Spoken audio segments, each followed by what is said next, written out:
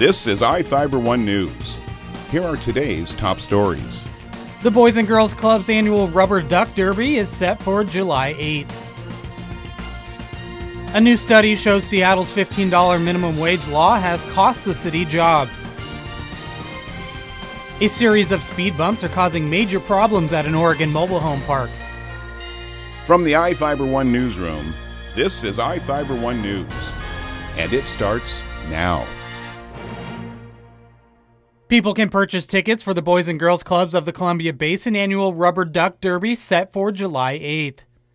The annual fundraiser returns to Cascade Park in Moses Lake from 11 a.m. to 2 p.m. Thousands of small ducks will be released into the lake and funneled to the finish line. More than 50 prizes are awarded to the top finishers, including a grand prize of $1,500. The event also includes free family activities, including face painting, arts and crafts, games, information booths, and more. The Derby is open to the public, and families are encouraged to attend. Duck tickets can be purchased with one costing $5, 5 costing $20, and 25 ducks for $100. Tickets are available at the Derby or at the Boys and Girls Club on North Paxson Drive or at both Horizon Credit Union branches in Moses Lake. People can also purchase tickets at the Boys and Girls Club booth at the Moses Lake Farmers Market on July 1st. This is Joe Utter for iFIBER 1 News.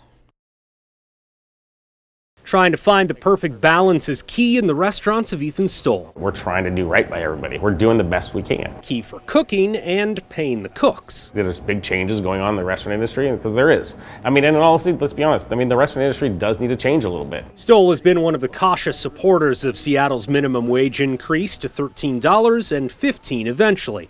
But is it helping workers and businesses equally? What do we have in Seattle? Today, the city council heard from researchers from Cal who found that pay jumped in food service and there weren't significant job losses. They said full-service places like Stoll's Staple and Fancy still saw gains, but at a smaller rate. He put in the 20% service charge, a kink in the system, he says, but an effort toward equity. We have gotten some negative comments, there's no question about it. The more controversial study from UW found nearly the opposite, a negative impact to jobs. Higher wages in some sectors led to fewer hours on the job, even at that higher wage, and a loss of about $125 a month. Stark numbers, but dig deeper. UW's study polled fewer businesses and excluded companies with more than one location. Cal's researchers say UW stacks the deck against the minimum wage by taking a smaller and narrower sample. Stoll wants to see more data too. It hasn't been long enough to really know if there's going to be any negative consequences. He's still hiring, and so is the city, even if the recipe calls for some caution. Seattle is a strong growing city. The economy is doing well here, and that can cover up a lot of things.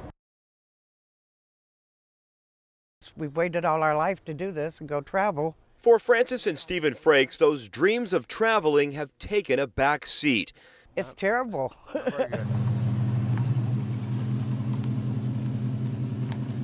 Their plans quite literally hitting a speed bump. So we're more or less trapped here. You see, the couple doesn't think their RV sitting at Rainier's Deer Point Meadows mobile home park can make it over this series of bumps without some serious damage. I've heard people having oil leaks and all kinds of stuff now due to those. Frakes tells me they went up after they parked here. They hadn't planned on staying long, and others are fired up too. I don't go anywhere anymore because I don't want to have to go through that. Bill Blood says, like many others living here, he's disabled, and the drive over these is far from fun. You feel it when you're driving over those. It's painful for me to go over them. It turns out this stretch of Price Road is private property belonging to Don Campbell, who did not want to go on camera. He tells me he put them here to slow people down, saying his daughter was nearly hit. But quite a few people say this is too much. He's caused a lot of aggravation for the residents of this park. Blood says he's reached out to Columbia County commissioners, even state reps, with no luck. Everybody says they can't do anything about it because it's on private property. He says he's looking at possible legal action now, including a class action lawsuit. So what happens next? Well, really, it comes down to Campbell and the mobile home park owner coming to some kind of an agreement. We reached out to that park owner tonight, but did not hear back. In Rainier, Cole Miller, KOIN 6 News.